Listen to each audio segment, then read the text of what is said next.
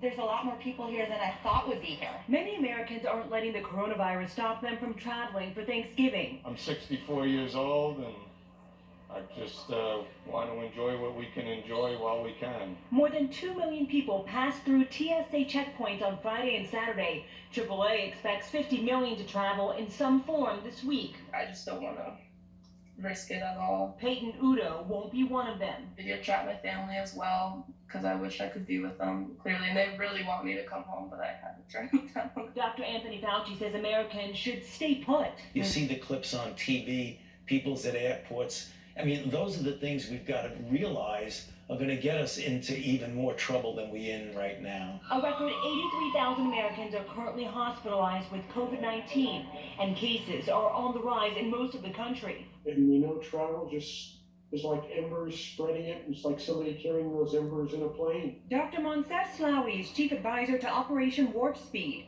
the federal government's coronavirus vaccine development program. Most people need to be immunized before we can go back to a normal life. He hopes at least 20 million Americans will be vaccinated by the end of the year if the FDA approves an emergency authorization next month. On the 11th or on the 12th of December, hopefully, the first people will be immunized across the United States. Experts say healthcare workers and the elderly should be the first to get the vaccine. Now, Pfizer applied for emergency use authorization last week, and Moderna is expected to apply sometime this week. Anne-Marie? Bofta Imam in Washington. Bofta, thank you so much. So, President-elect Joe Biden is moving forward with building his cabinet despite President Trump's legal challenges to overturn the results of the election. CBS News confirms Biden will nominate Tony Blinken as his Secretary of State as early as tomorrow. He has served in the past two Democratic administrations, including as Deputy Secretary of State under President Obama. As Chip Reed reports, Mr. Biden is getting more support from more Republicans who are calling on President Trump to concede. On the golf course, President Trump took a break for several minutes to talk on the phone.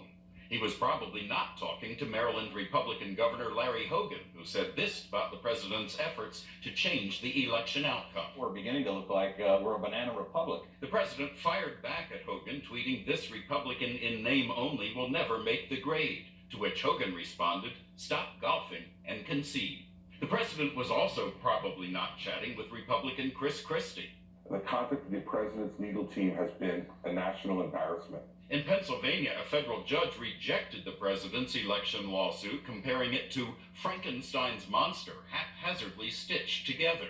Pennsylvania conservative Republican Senator Pat Toomey described the judge as a longtime conservative Republican and wrote, "I congratulate President-elect Biden and Vice President-elect Kamala Harris on their victory." Despite the growing number of critics, most Republicans are still quietly supporting the president in his largely unsuccessful quest to overturn the election. Some, though, are speaking out, like Senator Kevin Cramer of North Dakota. I don't know why we're so easily offended by a president that's carrying out all of his legal options. But even he said it's now time for the president to start sharing information with Joe Biden. It was past time to start a transition, to at least cooperate with the transition. President Trump's campaign says it plans to appeal that case in Pennsylvania, and his attorneys say they hope to take it all the way to the U.S. Supreme Court. Chip Reed, CBS News, the White House.